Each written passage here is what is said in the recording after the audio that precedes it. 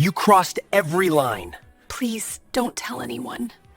Everyone will know.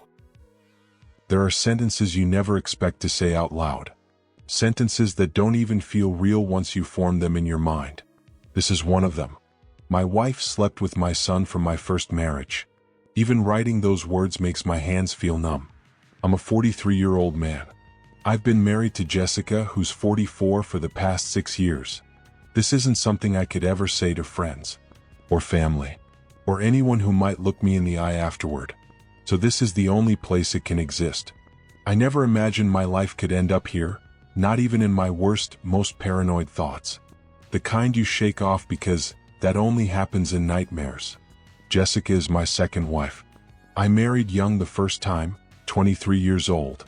On paper, it probably looked reckless. Too soon. Too fast.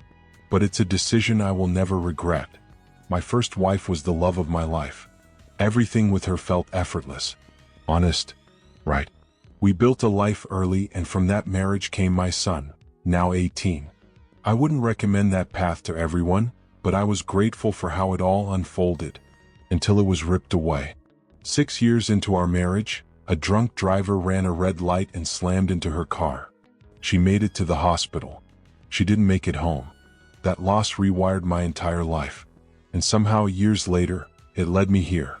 To a betrayal so deep, so unthinkable, that I still don't know which part of my life it destroyed first. My marriage, my fatherhood, or my ability to trust my own judgment. Stay with me, because what happened next is far more complicated, painful, and devastating than that single sentence could ever explain. Grief doesn't fade the way people think it does. It just changes shape. For years, I had zero interest in dating or remarriage. It wasn't resentment toward women, it was loyalty to a love that still lived in me. It felt wrong to replace something that had never truly left. Eventually, therapy helped. Time helped. And slowly, I allowed myself to believe that building a future didn't mean betraying the past. I knew that if I ever remarried, it had to be with someone kind, grounded, and good with children. My son deserved a maternal presence in his life. That's how I met Jessica, through a dating app. After a few dates, she felt different. She wasn't flashy or materialistic. She was warm, attentive, and seemed emotionally mature. We shared interests, values, and long conversations that felt easy. When the time was right, I introduced her to my son. They bonded quickly. That closeness reassured me. In fact, I took comfort in it. It felt like the family structure I had hoped for, like something healing was finally taking shape. We got married 6 years ago and lived together ever since. On the surface, everything was fine. I admired how involved she was in my son's life. It reminded me of how things might have been if his mother were still here. Looking back, I wonder if that comfort made me blind. I never suspected anything inappropriate. Not once. If I had even sensed something was wrong, she would have been out of my house immediately. I found out about everything roughly 2 weeks after my son turned 18. He came to me one evening and said he needed to talk. That alone told me something was serious. He struggled to find the words. I assumed it was typical teenage stress, something that feels catastrophic at that age but fades with time. I was wrong. After a long silence, he finally said it involved Jessica. He didn't call her mom like he usually did. He used her name. That should have been my first warning, but even then, my mind couldn't go where it was about to go. Then he said it. He told me she had slept with him. At first, my brain rejected it entirely. I tried to reinterpret what I heard, to find some version of reality where it wasn't what it sounded like. I asked him to explain. And that's when everything shattered. It happened a few days after his 18th birthday. I'm ashamed to admit this, but part of me wished it had happened before that, only so there would have been legal consequences. I wanted accountability. I wanted justice. But the law offered me nothing. That helplessness still makes my blood boil. He explained how it all started, and that part hurt almost as much. At 16, he joined his school sports team and began training seriously. He got fit, confident, stronger. I was proud of him. Jessica encouraged him too, or so I thought. What I didn't see was how involved she became. She started driving him places more often. She commented on his body. At first, he brushed it off as awkward but harmless encouragement. Then the conversations changed. She began talking to him about girls, about relationships, about intimacy. Questions that made him uncomfortable, but he didn't know how to shut down. Over time, he normalized it. He assumed she was just trying to be the cool stepmom. Until one day she crossed a line that couldn't be uncrossed. She framed it as concern, as guidance, as something she was doing for him. That's when he realized what it really was. This is what grooming often looks like. It rarely starts with obvious abuse. It begins with trust, access, gradual boundary erosion, and emotional manipulation. He didn't understand it fully at the time. Neither did I. And that ignorance cost us everything. She told him she wouldn't cross that line until he was legally an adult. That was her justification. That was her excuse. My son admitted to me that he knew what was happening was wrong. He didn't deny that. But he was also honest about something else. He was a teenage boy, flooded with hormones, confused emotions, and attention he didn't know how to process. He wanted it, and that truth made me angry, but it also made me human enough to understand it. He told me he even asked her to make it happen earlier. She refused. Not because it was immoral, not because it was wrong, but because she was waiting for a birthday. None of it was ever written down. No texts. No recordings. No messages.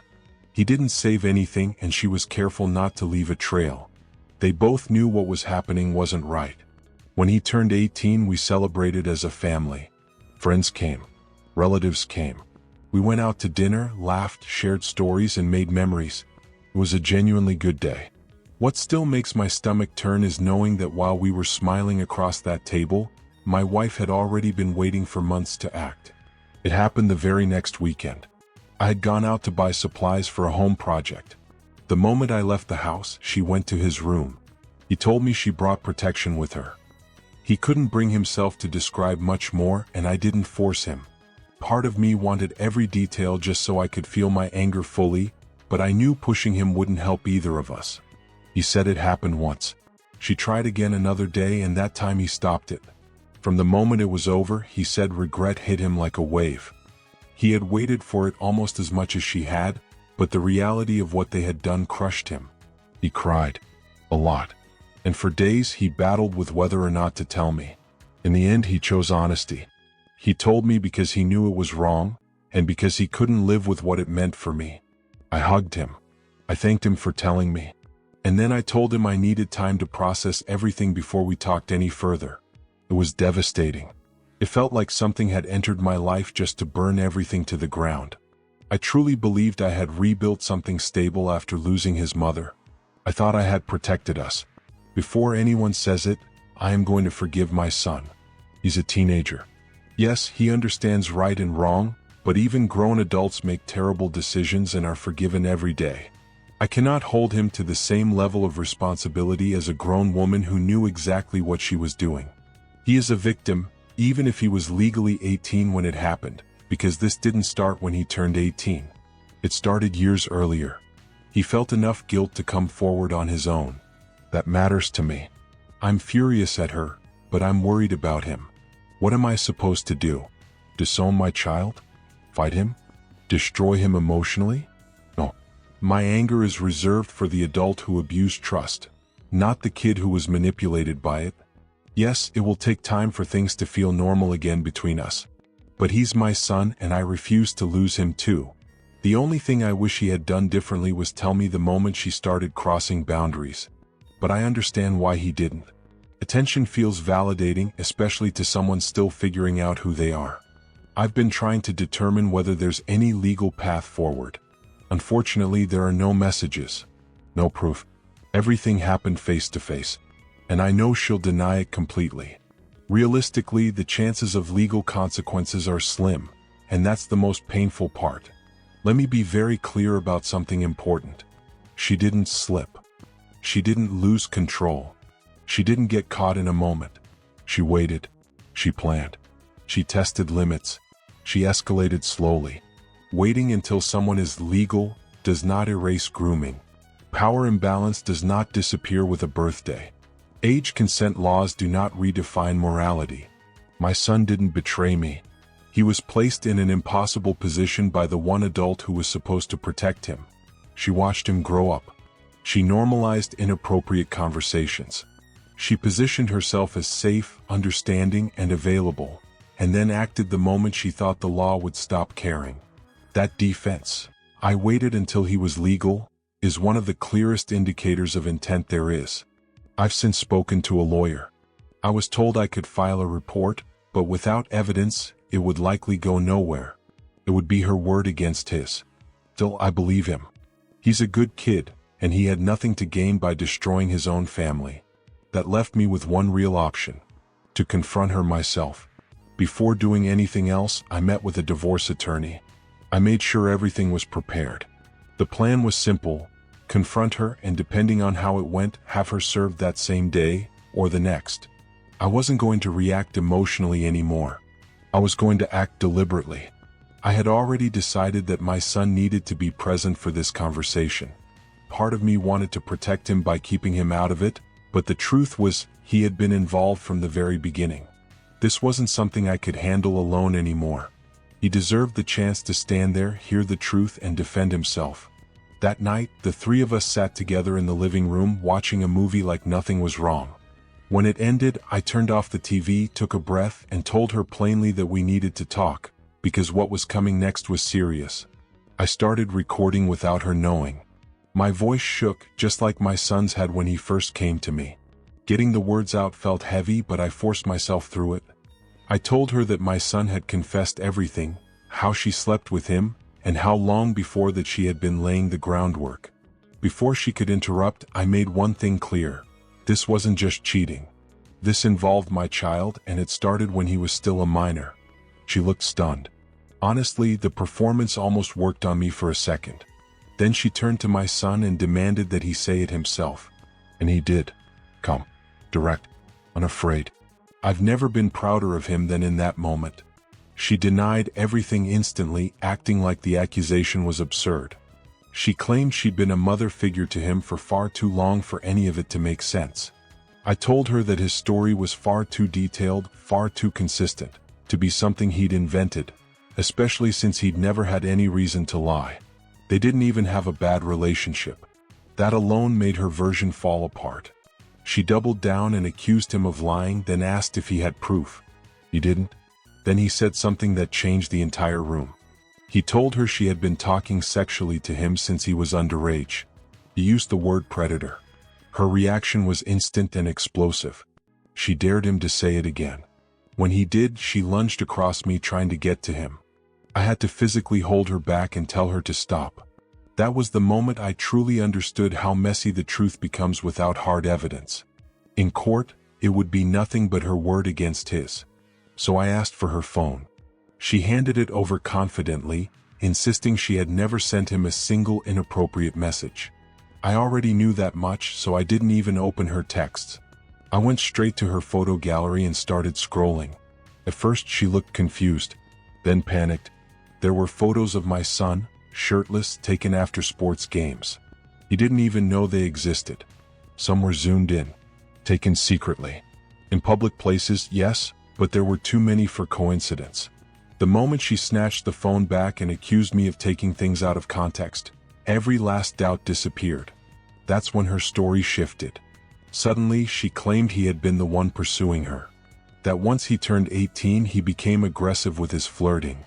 That on the day I left the house, she felt pressured and scared and let it happen. I knew that was a lie immediately. If that were true, she would have said it from the start. There would have been no reason to protect him once accused. I told her exactly that. But by then I was done listening. My decision had already been made. I contacted the process server. She was served just a few hours later. I told my son to cut contact with her completely. She refused to leave the house, so that was the limit of what I could do in that moment. The divorce is now finalized and I'm relieved it's over. I thank God my son was already 18, because fighting for custody against someone who tried to sleep with my child is a nightmare I can't even imagine. She got a decent settlement. I kept the house since I owned it before the marriage. I bought it with my first wife, and that only reinforced what I already knew. She was the real love of my life. She never would have done something like this. Once the separation was official, I did something else. I made sure people knew the truth. I went to Facebook and carefully shared the story, making it clear that everything I wrote was based on what my son had told me. I used words like, allegedly, but I didn't stay silent. In our suburb, gossip spreads fast, and this time I wanted it to. She threatened to sue me for defamation if I didn't take the post down. I refused. I told her plainly, I was prepared to pursue charges for what she did while my son was still a minor.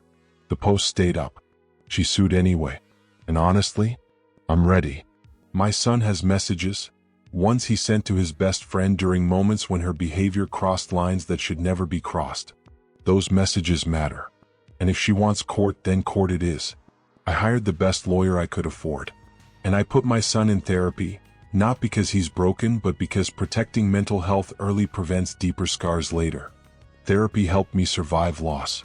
If it helps him even a little, it's worth everything. She's mostly out of our lives now, and I pray it stays that way. Because innocent people don't lunge at teenagers when they're exposed. Innocent people don't pivot from "this never happened" to "he pressured me" when denial collapses. And innocent people don't secretly collect zoomed-in photos of their stepson's body, then panic when someone scrolls too far. The truth didn't change. The lies just stopped working. You protected your child. You removed a predator from your home.